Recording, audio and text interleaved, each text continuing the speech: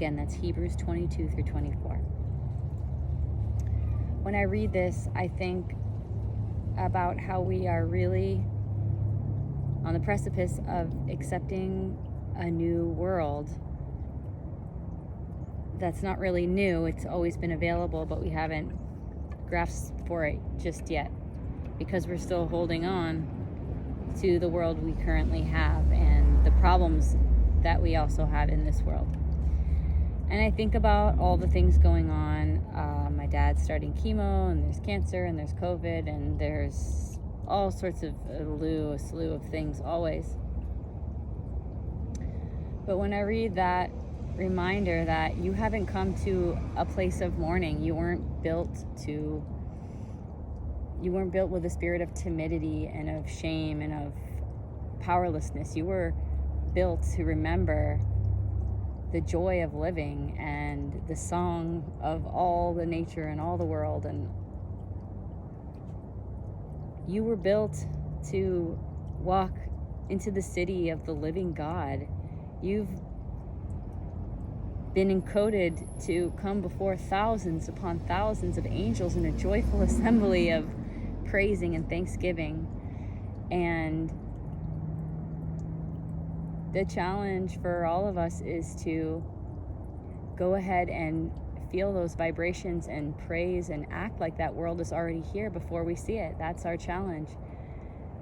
It's to already act exactly in the way that we would be acting if the world were as we would want it to be. And that's making a lot of changes into the unknown. And some people are at a point, like maybe where I am, where in the way the world has been, it would be the perfect time for me to like step into my own and become a self-made business artist woman and all these things.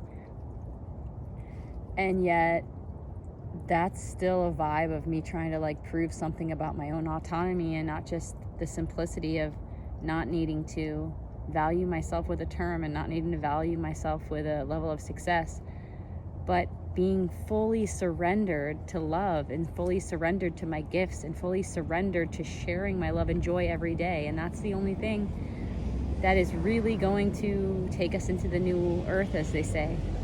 So you might be at a place in your life where you're ready to make some changes that you could have or should have made many years ago, living in the 3D current reality. But now things have moved so fast and changed so fast, and we're ready for such a new world that it's like you finally figured out the game and you know what you need to do in the game, and we're being told that game's over. So even are we ready? Are we ready? Who's ready? Maybe nobody's really ready, but that doesn't mean I can't show up just where I'm at and be aware and try and be patient and also be understanding that I might mess up and I might not get it right, but that I can learn to surrender to something bigger that's happening on earth. And it's not about me and my career. It's not about you and what job you're gonna get, and it's not about our individual bills. It's not about our individual value anymore. It's simply about, can you kind of crack yourself lovingly, gently open and sing and dance and give and do and help and share and express yourself without being afraid of the consequences of expressing your gifts and your joy and your passion. Because we like to go to the end result and try to figure out, well, how's the money going to look, and how's the living situation going to look, and how's the food going to look, and how are all these things going to look? And we put them before the passion, we put them before the meaning. And I've only done it sometimes in my life. I haven't done it always, but every single time that I put my service of my being to be present and to give as much as I could to the people around me. I was always provided for abundantly. No fail. And like when I felt I was working for God and helping exactly who I needed to be helping. So yeah, we all want to have this like really, we are all special and we're all wonderful, but we all want jobs and lives that give us the stamp of approval. And that's not really like owning your value. It'd be like, I'm valuable, and if I feel like cleaning toilets today because I want everyone to have clean toilets, that is valuable. And if I want to chop wood and carry water because that's the mood I'm in today and that's my type of service, it means nothing more or less than if I want to paint the most challenging portrait. It's just that, do I do it with devotion? Do I do it to the best of my ability? Do I do it with excellence?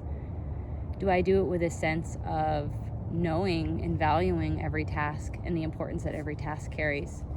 So that's what I think. And it says, I've never ever read this quote. I've read different parts of the Bible. I never heard it. I'm going to read it one more time for everybody, because the few people I've read this to have never heard it either. So it says, but you have come to Mount Zion. It's like, what are you doing? What are you groveling about? Why are you at this dark mountain? Because you've come to Mount Zion. You've come to the heavenly Jerusalem, the city of the living God. You've come to thousands upon thousands of angels in joyful assembly, to the church of the firstborn, whose names are written in heaven. You have come to God, the judge of all, to the spirits of the righteous ones made perfect,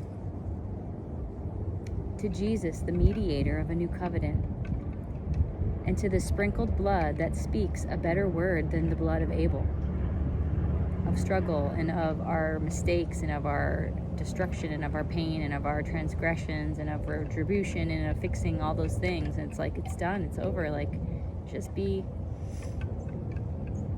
look around in your world and it's like, even me, it's like, is there value in me thinking about so much about how I'm going to be something important, or to look around the world, the day, the community, and there could be something right in front of me that needs to get done. So I think we're all going to need to learn to be a little bit more of those Zen masters that don't feel that we need accomplishments to make ourselves feel better, but instead we have our skills, we train. When we have downtime, we train, and then we engage with life, and we use those skills as life flows within, around, through, to, and from us, right? Okay. So, let's stop there. It's around 10 minutes, and maybe I'll make a second one. So far, our only attendants have been quite a few bees who are all nectaring on these pretty little flowers that we left in the yard that are weeds, but they don't make like pickers, so we left them.